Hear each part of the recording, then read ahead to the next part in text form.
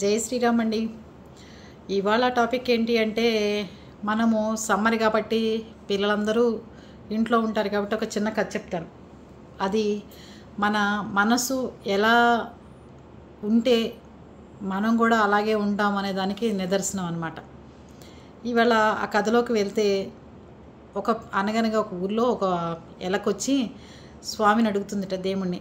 స్వామి, నేను ఈ ఎలక బతకలేకపోతున్నాను, నన్ను పిల్లిగా మార్చండి అని. దేవుడు అడుగుతాట, ఎందుకని నిన్ను పిల్లిగా మార్చాలి అంటే, పిల్లి నా వెంట పడుతుంటే నేను ఆ చేజింగ్లు భరించలేకపోతున్నాను, దానికోసమని నేను పరిగెత్తి దాక్కోలేకపోతున్నాను, అందుకని నన్ను పిల్లిగా మార్చండి అందుట. సరే, స్వామి అన్నట్ట నవ్వుకుని, సరే పిల్లిగా మారిపో అంటట. మళ్ళీ కాసేపాగి 2 రోజుల తర్వాత మళ్ళీ దేవుడి దగ్గరికి వచ్చి, స్వామి దేవుడా, నాకు ఈ పిల్లి బతుకొద్దు, ఈ కుక్కలు నా వెంట పడుతున్నాయి, నేను వాటిని తప్పించుకుని నేను పరిగెత్తలేకపోతున్నాను, నన్ను కుక్కగా మార్చు అంటాడు.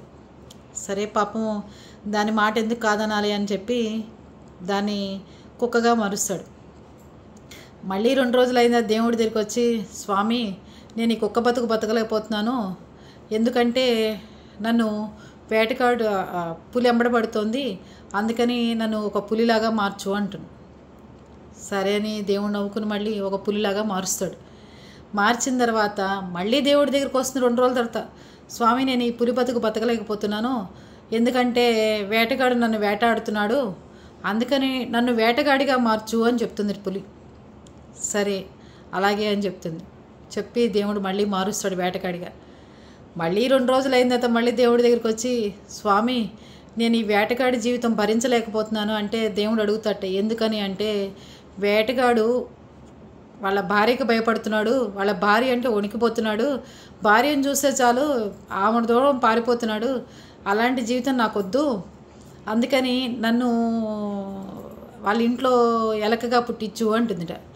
ఎందుకని ఎలకలాగా పుట్టించమంటున్నావు అంటే, వాళ్ళ భార్యకి ఎలకంటే భయం స్వామి, నేనంటే గజగజలాడుతూ ఉంటుంది ఎలకను చూస్తే, అందుకని నన్ను మళ్ళీ ఎలకగా చేసేసేయి, అందుకని నేను ఎలకలాగా మారిపోతాను అందిట. అప్పుడు దేవుడు చెప్పాట, ఇవన్నీ నువ్వు కల్పించుకున్నవే, ఈ భయాలన్నీ, సింహం లాంటి ధైర్యం కనుక నీలో ఉంటే అప్పుడు నువ్వు ఎలకలాగా ఉన్నా చీమలాగా ఉన్నా ఆ పరిస్థితులను బట్టి నువ్వు బయటికి రాగలుగుతావు, అంతేగాని ఇన్ని క్యారెక్టర్లు ఇన్ని మనుషుల్లోకి ఇంత జంతువులు కానీ వీళ్ళందరూ మన మనసును బట్టి మన మనస్తత్వాన్ని బట్టి అప్పటికప్పుడు డిసైడ్ అవుతుంటారు, వాళ్ళలాగా ఉంటే బాగుండేది వీళ్ళలాగా ఉంటే బాగుండేదని, అందుకు నువ్వు నీలాగా ఎలకలాగానే ఉండు, చక్కగా నీ జీవితం బాగుంటుంది అని చెప్పి మళ్ళీ దేవుడు ఎలకలాగా మార్చేస్తాడు. అదండి వాళ్ళ చిన్న కథ. ఏమీ లేదు, ఇలాంటివి మన పిల్లలకి మనం ఎలాగో చెప్పుకోలేకపోతున్నాం, ఇలాంటివి చూసినప్పుడు మన బామ్మలు అమ్మమ్మలు చెప్పిన నీతి కథలు గుర్తొస్తుంటాయి.